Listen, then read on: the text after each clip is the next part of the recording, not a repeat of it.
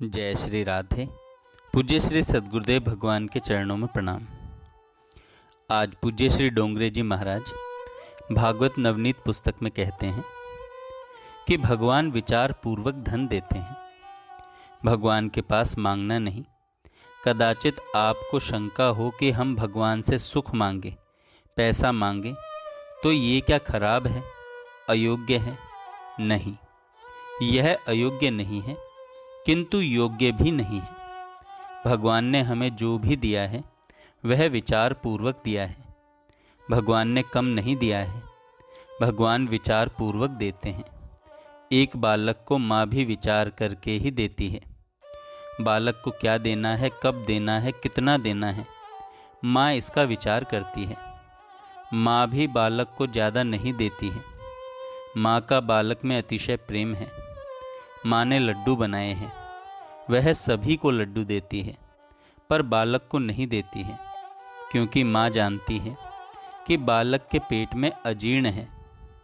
वह लड्डू खाएगा तो उसको बुखार आ जाएगा। माँ के हृदय में बहुत प्रेम है। माँ घर में जो बनाती है अपने बालक के लिए ही बनाती है। आज माँ निष्ठुर के जैसी हो गई है। बालक रोता है, मांगता है, माँ सुनती ही नहीं है, उसको देना ही नहीं है। बालक को माँ नहीं देती है। बालक में माँ का प्रेम है, इसलिए नहीं देती है। भगवान कदाचित धन कम दें, लौकिक सुख कम दें, तो मन को ऐसा समझाओ कि भगवान ने जो कुछ दिया है वह विचार पूर्वक दिया है। मुझे ज़्यादा धन मिले, ज़्यादा सुख मिले तो कदाचित मेरी बुद्धि बिगड़ जाएगी, इसलिए भगवान ने मुझे दुख दिया है, धन कम दिया है। मेरे भगवान अति उदार हैं, मेरे ऊपर उनका बहुत प्रेम है, इसलिए मुझे कम दिया है। आगे पूज्य श्री डोंगरे जी महाराज कहते हैं कि वैराग्य के पात्र में ही ज्ञान टिकता है। प्रभु के पास मांगना नहीं है।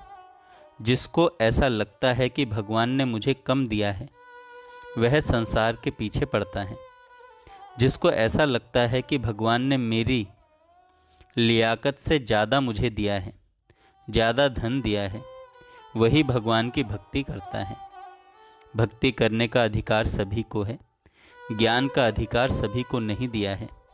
जिसका जीवन विलासी है वह ज्ञान का अधिकारी नहीं है। वैराग्य के पात्र में ही ज्ञान टिकता है। वेद के 3 विभाग किए हैं, संहिता, ब्राह्मण और आरण्यक।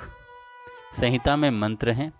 ब्राह्मण ग्रंथों में उन मंत्रों का उपयोग कैसे करना चाहिए यह बताया गया है। आरण्यक में उपनिषद आते हैं। वेदांत का अर्थ है वेदों की समाप्ति। वेद की समाप्ति उपनिषद में होती है। उपनिषद ही वेदांत है। उपनिषद आरण्यक में आते हैं। जो अरण्य में रहते हैं, जो कंद मूल फल में संतोष मानते हैं, जिनमें वैराग्य परिपूर्ण है, वही ज्ञान के अधिकारी हैं। वैराग्य के पात्र में ही ज्ञान टिकता है। जिसका जीवन भोग प्रधान है वह वेदांत का तत्व ज्ञान क्या पचाएगा। वेदांत का अनुभव वैराग्य से होता है। संसार का कोई भी सुख जिसको मीठा लगता है उसका ज्ञान कभी टिकता ही नहीं है। इसलिए वेदांत के ग्रंथों में आरंभ में अधिकार की चर्चा की गई है। साधन चतुष्टय से जो संपन्न है वही वेदांत का अधिकारी है। ज्ञान मार्ग में अधिकार का विचार किया जाता है। ज्ञान मार्ग में परीक्षा होती है। भक्ति मार्ग में परीक्षा नहीं होती। भक्ति दीन बन करके भगवान के चरणों की शरण में भक्त दीन बन करके भगवान के चरणों की शरण में आता है। मैं कुछ जानता नहीं, मैं मूर्ख हूँ, मैं शरण में आया हूँ। भक्ति करने में सभी का अधिकार है। ज्ञान मार्ग में परीक्षा है। भगवान परीक्षा करते हैं वैराग्य परिपूर्ण है कि नहीं। वैराग्य कम हो तो भगवान माया के पर्दे में अपने स्वरूप को छिपाते हैं, दर्शन नहीं होता है। भक्ति मार्ग में भक्त सभी प्रकार का अभिमान छोड़कर भगवान की शरण में आता है।